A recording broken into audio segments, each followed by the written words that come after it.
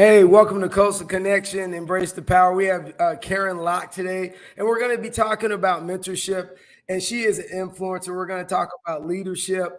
And, I'm here in the studio with my boy Mike G. And Caren, we want to say, what's up? What's up? What's up? Hello. Thank All you right. so much for inviting me. Naturally, hey, we had to get you on. You're an influencer, and you've touched so many people's lives. And so, what I want to do before we really get started is somebody give a little bit of your background, your title, and your journey to how you got to Dallas and how you became a lawyer.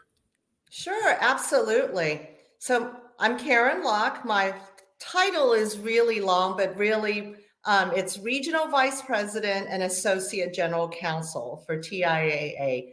In essence, my job is to do, I know it's really long, Mike. I am the in-house lobbyist for a region on the state side for a company called TIAA. And my background is lawyer by training, but I eventually kind of morphed my way from being a lawyer to doing government relations work. So GR work is what I've been doing now for the last 15 years. I came to the US when I was 8 years old, and my parents had very little. They didn't even finish high school, neither one of them. But education was always something critically important, and it was table stakes. There was no question that I was going to go to college, but I just had to pay for it. So they weren't going to pay for it. I had to pay for it. So I worked 3 jobs.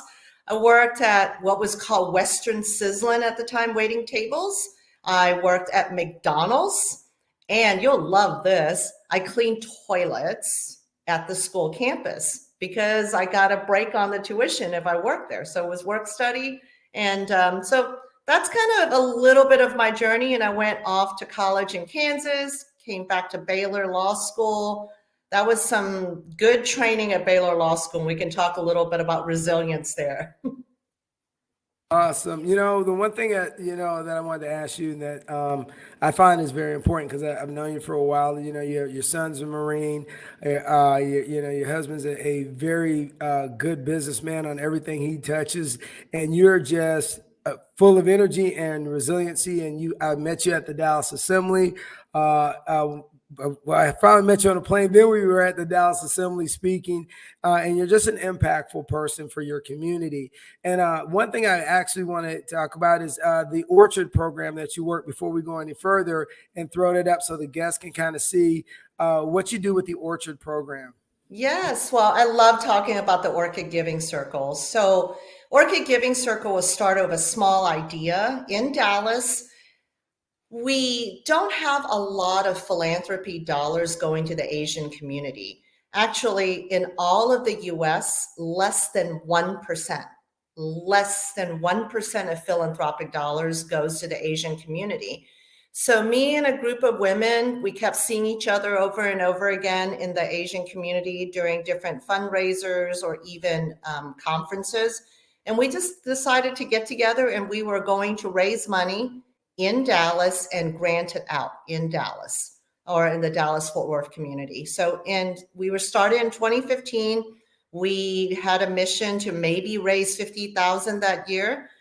We exceeded that. We raised $75,000 the very first year, and every dollar gets pushed back out into the community. And since 2015, we have granted out $1.2 million. That's all money that was raised. Yes. They were all raised by the ladies that belong to the Orchid Giving Circle, and we granted right back out. It goes to things as broad as the arts, which you don't see a lot of in the Asian community, funding going to the arts. It goes to healthcare, leadership programs. It touches a very broad spectrum, and we try really hard to not just give to crisis organizations. We know that's needed for domestic violence or hunger, but we also try to give money to inspire a new generation of Asian leaders. So we give out to leadership programs as well. So that's something that I'm really proud of. When I look back in my life, that's one of those things where I know I've done some good.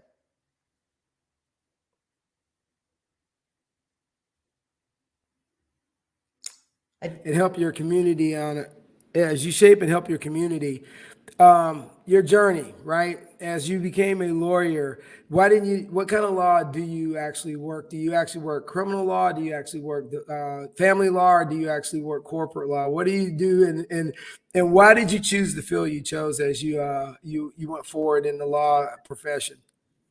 Well, that's interesting because I always like to talk, as you know, because we sat next to each other on the plane and we talked, and that's how our friendship became what it is right now. And we came to the US when I was 8. So my parents worked in a restaurant. And because you can't leave an 8-year-old by herself at the house. So I kind of went to the restaurant all the time and hung out with everyone and talked their ear off. I was a talker. And one of the ladies that worked for my mom or worked with my mom said, you love talking so much, you should just be a lawyer. So I mean, that seed was planted. That was actually my personal statement when I applied to law school was, why did I want to be in law? And one of it was because I actually genuinely felt that if we didn't have justice, and knowing that my parents were under the rule of the communists, justice was not evenly doled out. So you had justice if you were in a certain class. There was no justice if you were poor. And my parents were not wealthy, and they lived through kind of the communist rules. So that really inspired me to pursue that. But at the end of the day, I could have pursued other things, but because I like to talk and I really genuinely felt like justice is something that I wanted. So you combine those two and you go to law school.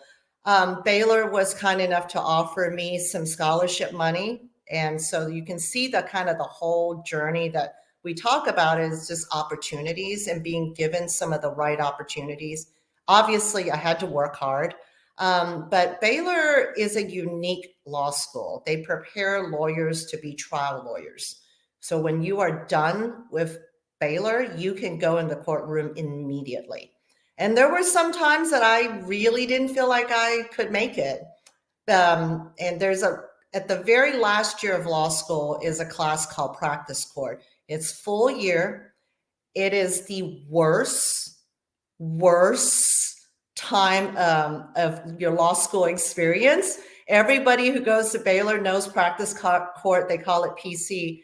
And I remember getting kicked out of class. And by that, I mean literally, get up, Miss Locke, get out. So I will tell you the reason why I got kicked out was actually really a good life lesson. Because Baylor's training you to be a good trial lawyer, you have to go to the courtroom and you have to be able to kind of evaluate a lot of different things. So the professor calls on me, Professor Muldrow called on me. I got up, I was taking notes. I said, sir, could you repeat the question? And that's when he said, get out. I can't even mimic what he says, is get out. You can't, essentially what he was saying is, I can't take notes and listen at the same time and develop an answer. Then how in the world was I going to be a good lawyer if I couldn't go to court, gauge the reaction of the jury, build a record, ask cogent question, make sure that the judge was really paying attention to you, and also make sure that you develop the next line of questioning, leading the jury to where you want them to be. If I can't do 2 things, how am I going to go to court and do 5 or 6 things? So he basically kicked me out of class, told me to write a paper and really think about whether or not I want to go to law school. Well, heck, this is the 3rd year of law school. This is the very last year. Now you want to ask me if I want to go to law school or if I want to be a lawyer? So needless to say, I went back in. But everybody, you learn resilience when you fail, and you learn the best lessons and the most insightful lessons when you fail. So that was a real good lesson. I talk about it all the time. I kind of wear it as a badge of honor. I got kicked out of class. Yay. But you finished. You did it. You completed it. And look where you're at today. I did. I finished. Thank you. And I just went back to the law school to talk exactly about kind of the same conversation, resilience, leadership. And I reminded my professor that I got kicked out of class. There you go. I had a question, Caren. What is this project, if we talk about it? This seems dynamic. Oh, thank you. Yes, the D Magazine is a magazine in the Dallas area. One of the conversations that they had was on DE&I, diversity, equity, and inclusion. So all of it is critically important, and they were kind enough to select 5 of us to talk about our journey. So there you go. There I am talking about kind of exactly what you and I are doing right Ta-da! now. Yeah. Very nice, very nice. Looks nice. Looks like you guys had fun on that. We did. They Yeah. they interviewed us and kind of took, well, like a lot of the interviews that we do on print, they take almost an hour of conversation and they condensed it into this little spot. So I hope there was some nugget of wisdom that folks take away. But DE&I is something I feel very strongly about. Being a woman of color, you pretty much live it. Now everybody talks about it in the corporate world and all over, but you don't have to talk about it if you live it every single day. I'm just Correct. glad that other people now want to hear what we have to say. You know, you brought up the people of color, and I saw a couple videos that you did about talking about your journey, talking about being a woman of color. All right, during COVID, during all this stuff that everybody started blaming, going back and forth with all this different rhetoric, how did that impact you as being an Asian American, knowing that you started from the bottom and literally, and you raised yourself to where you are and you hard work. And how did you feel during that time of being a professional woman and you're always striving to help others, that we were going through such a weird time in our society of blaming people of something, of a virus or of COVID that has nothing to do with a race, but a situation, because we've had global pandemics for hundreds of years, different times, and I just want to know what your take is on that, Caren. Oh, no, it was very personal for me. I think it's everybody who has gone through the pandemic understands it was a difficult time, but it was particularly difficult for Asians because if you think about when it first started and all the conversation about it being the Chinese disease or the Chinese pandemic, and some of the leadership that was really involved with forcing that conversation on a population of people essentially made my mother a target of hate crime. Because if you look back to the Asian hate crimes that happened during the pandemic, they really targeted elderly Asian women. And that's my mom. My mother lives with me. My mother is barely 5 feet on her tippy toes. She weighs maybe 100 pounds wet. So it really concerned me because I could scream out loud and I probably could fight back more. She's almost 80 years old. She was 78 when the pandemic started happening. And I was so worried. I was so worried about her. I convinced her that only go to the Asian market because I felt like there was, power in numbers, and definitely do not go out by yourself later at night when it gets dark, because I was worried for her safety. So I think about, she sacrificed her entire life, moved from Hong Kong to come over here so that I could have a better life. And this is what she's rewarded with. Even though her daughter is successful and has gone to college and went off to law school, I was still powerless to protect her from the ignorance of what some folks were trying to blame. And so it was very hurtful because we are the country of opportunity, but yet sometimes that opportunity turns into opportunity of ignorance, and there's nothing I could do about it. So we made sure that we traveled with her. We made sure that she went to church with other ladies so that there were power in numbers, so that she didn't become a statistic, or that she didn't become something on CNN that you had to watch, in shock. Oh yeah, and I'm glad you brought that up, is because I literally was having that conversation with my mother, and we kind of did a reflection on the late '60s, early '70s, when she was, going through different times and phases in the South.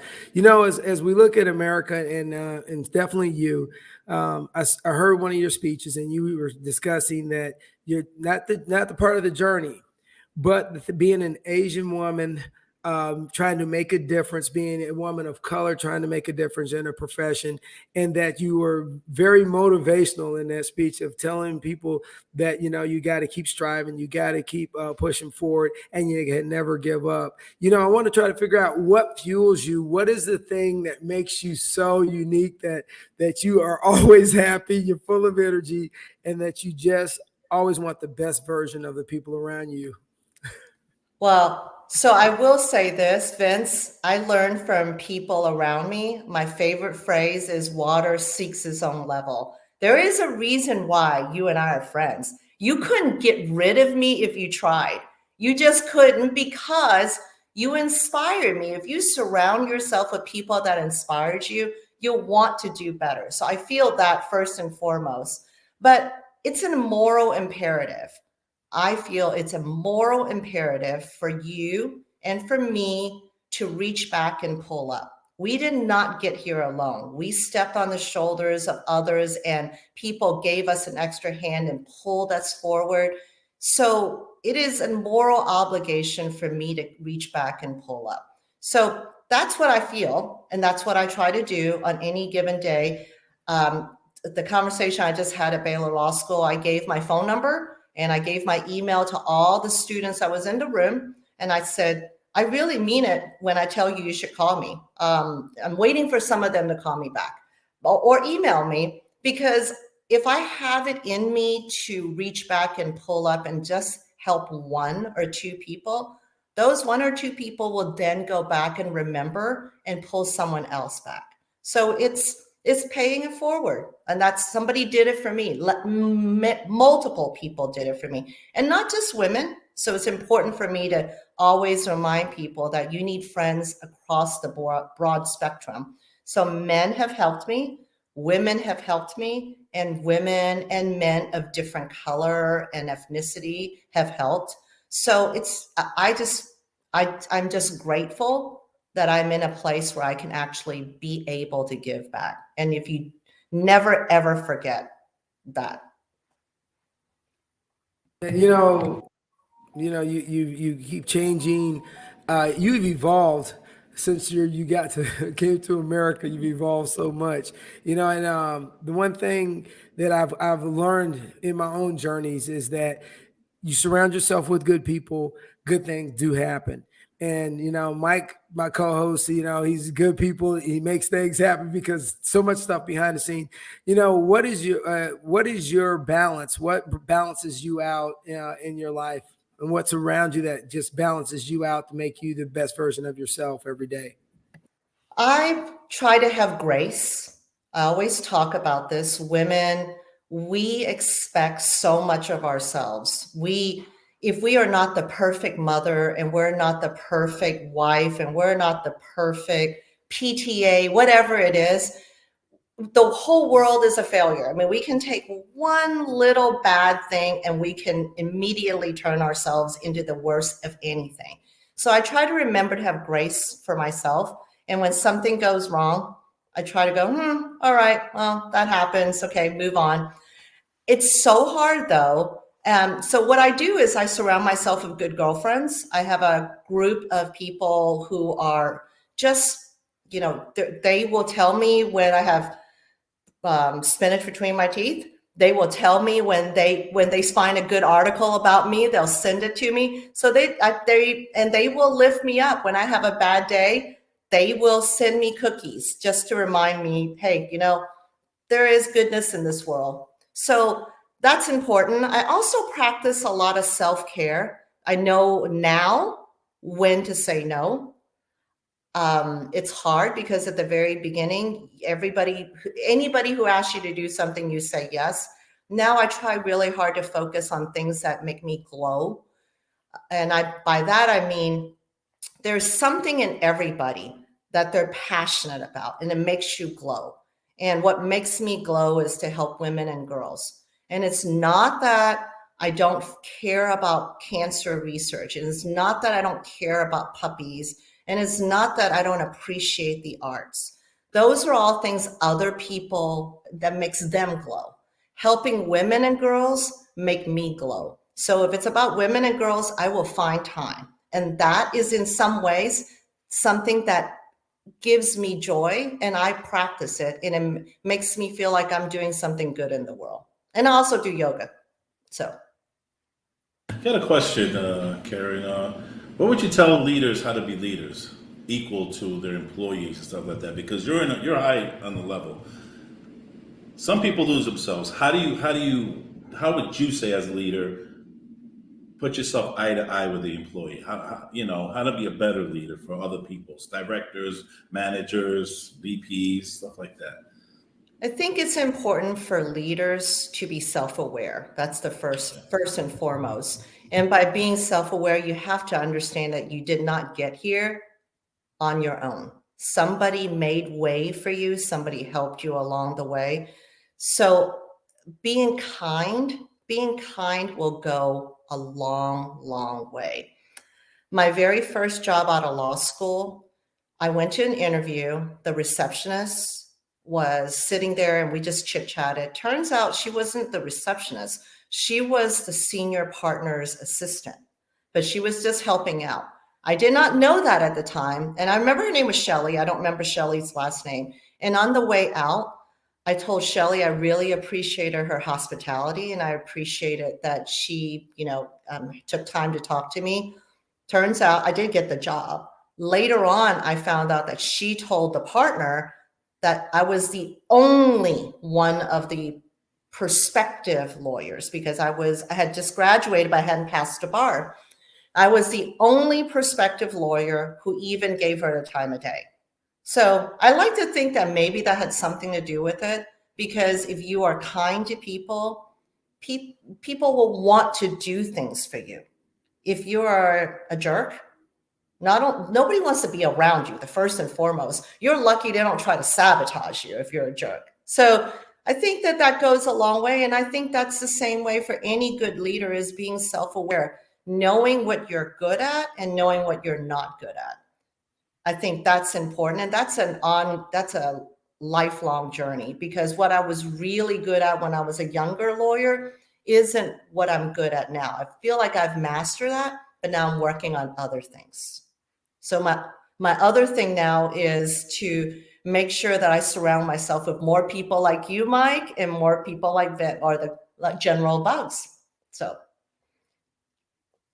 Naturally. I think I need to surround myself with more people like you, because I watched you in action, and I watched you work a room when we were in the Dallas Assembly, and you do work a room very well, and understanding networking and how people's position impact of getting something moved. Caren, I'm going to tell you, and I'm just going to throw this out, what I admire about you is that you understand the dynamics of how to move things in an area, and who are the power brokers, and how you're supposed to talk to those people, and that's an art.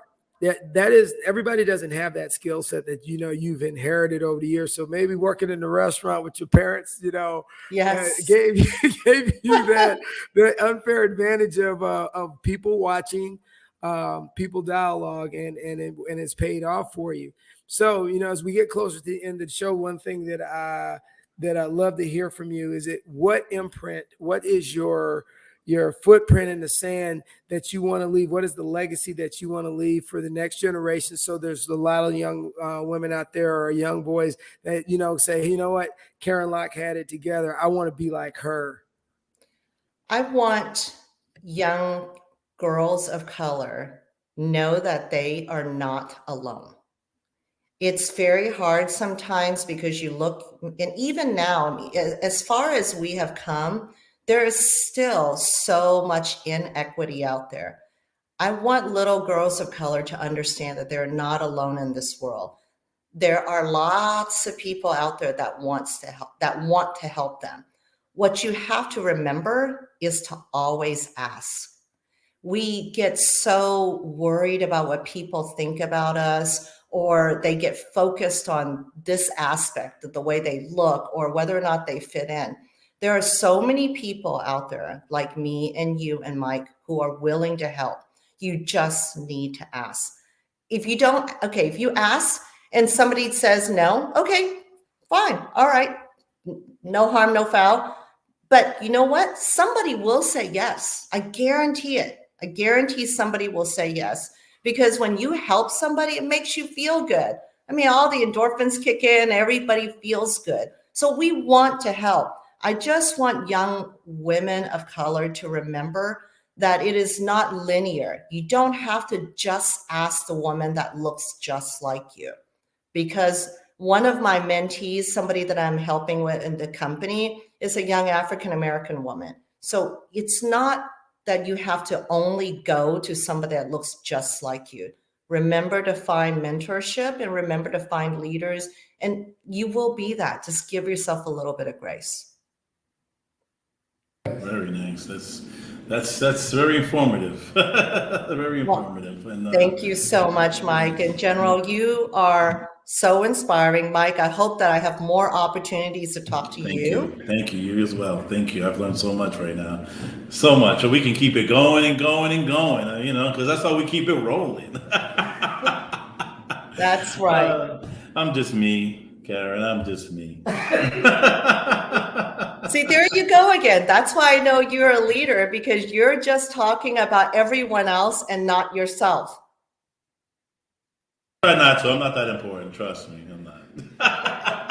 Two important people here. You and Vince. Man, Yes. I'm just Mike G. See? Mike G. I'm Mike G. I like that. I need to have a name like that. I need to have a cool sounding name. C-Lock. Hey. C-Lock. Awesome. Hey, so as we wrap up, and one thing else, and I've said it like 100 times. One thing, it's like I tell my students all the time in my class, there's certain words you can't say over and over, and they always say nice. And I say, we can't use that word anymore, so I'm gonna have to ban myself today.